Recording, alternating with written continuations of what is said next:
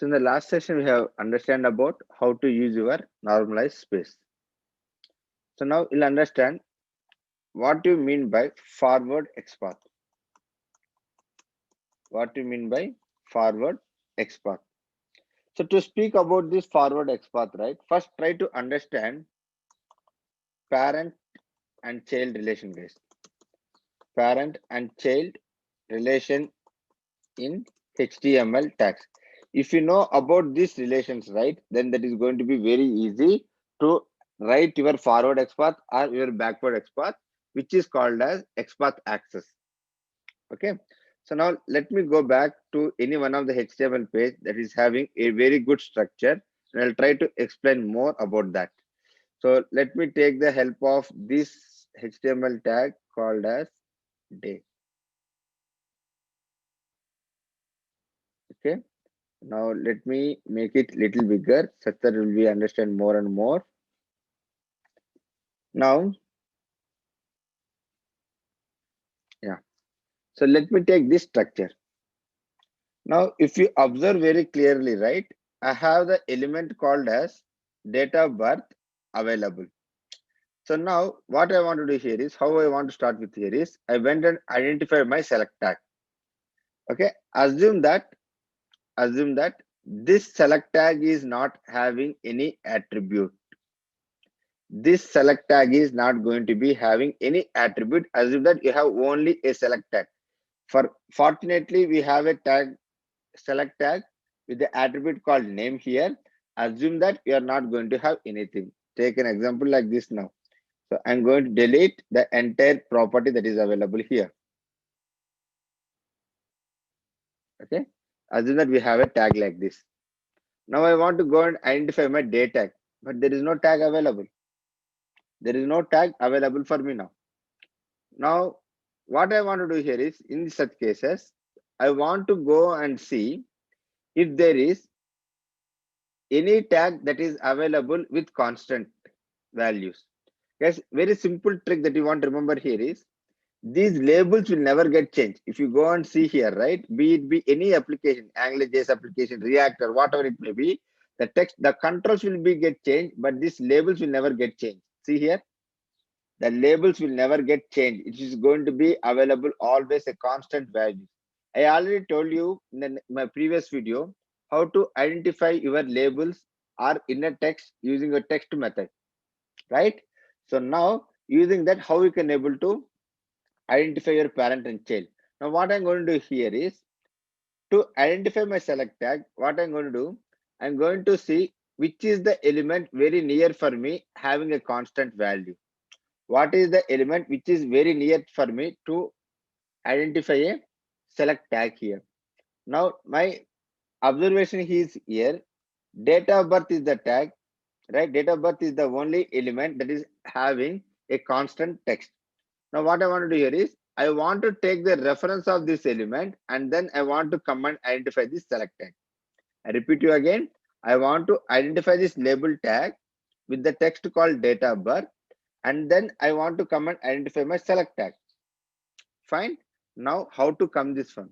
So see here very closely for this label tag, from this label tag, the div tag is available beside to this. For this label tag, the div tag is available beside to this. For this division tag, inside I have my select tag. So now there is a relationship available. I cannot go just like that. So now what I want to do here is I want to understand what are the relations that are underlaid in between these HTML tag. Now what I'm going to do here is if I collapse this, right, I can't able to see anything. If I collapse this, I can't able to see anything. Now all my HTML tags are surrounded in between this div tag. Okay. Now inside that we have all the elements. Now let us see what is the relationship between this division and this label. So under this division, we have a label tag and we have a div tag. Now this label tag and this div tag are going to be called as child tags. So let me draw it and show you very easily. Now this div tag and this label tag, right? They are going to be available as very immediate one. So if I draw a line here, right, they'll always stand in a straight line. See, okay.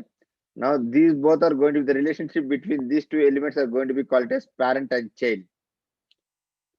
First hierarchy, these two elements hierarchy is going to be called as parent and child.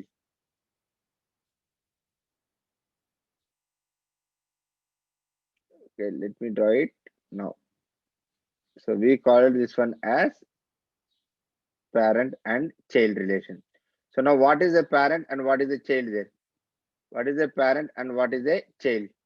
So now this one is going to be called as, this first tag is going to be called as what tag? We call it as a parent tag. So we are going to be call it as a parent tag. And these two tags are going to be called as what? Child tags. These two are going to be called as what? Child tags. Okay. Now for this division, this select tag is going to be called as child tag. For this select, the upper one is going to be called as parent one, and for this division, the select tag is going to be called as a child tag, because this select is available inside this div tag, not under this. Ultimately, all the tags are available under this one only. Now, what I want to do here is, for this select, this div tag is going to be called as parent. For this select, this div tag is going to be called, the upper one is going to be called as ancestor. We are going to be called it as ancestor. One second, let me clear it.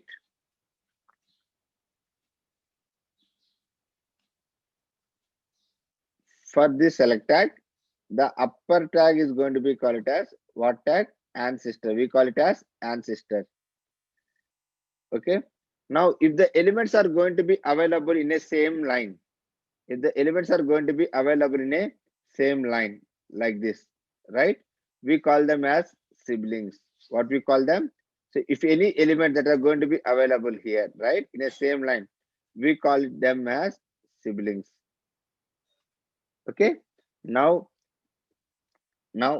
for these siblings, right, assume I'm going to take the reference of this option value equal to 2. I'm going to take the reference of option value equal to 2.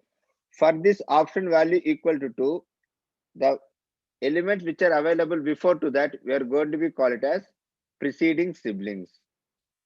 We are going to be call it as preceding siblings.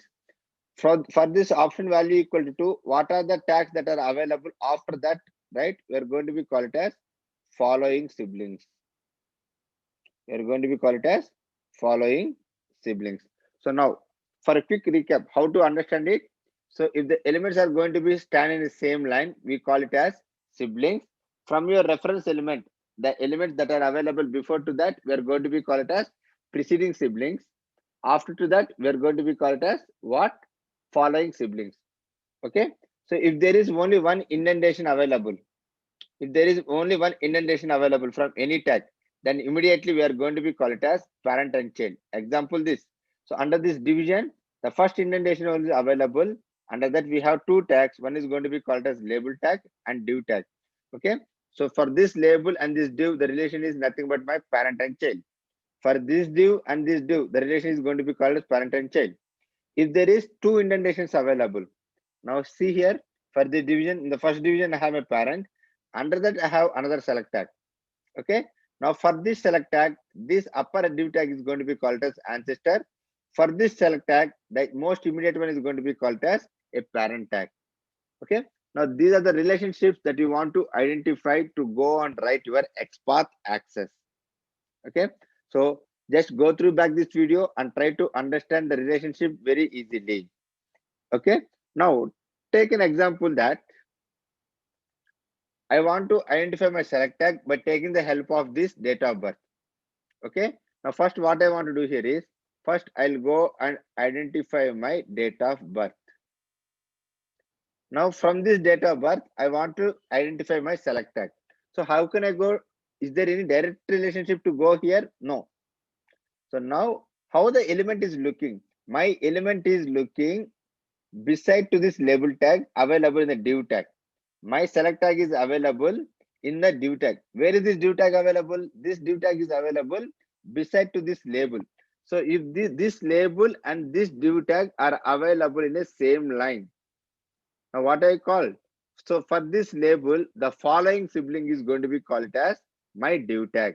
And then I want to go and select my select tag. For example, right? I'll show you an example and we'll discuss in detail about this. Okay. Now let me go and show you, right? I'm going to identify my label tag. How can I identify my label? Label, right? So I'm going to use my text is equal to single quotes, my date of birth.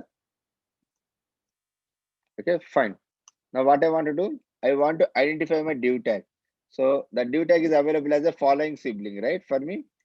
So following hyphen sibling colon my div. Don't worry about the syntax. I'll explain in detail in the next video. So just wait for a while. I'm just trying to show you how I can go and select this. So I got my div tag. From this div tag, where is my select tag available? Inside, right? For you want to go, you want to drill down, you want to go down. If you want to drill down it, use your forward slash select. See here, I got all my selects that are what are available. I got all my select tag that what are available. What are the children that are available under this div tag? I'm getting of type all the HTML tag contains as select. Now we know, right, how to identify only a unique element. Just group it and then try to give your index number.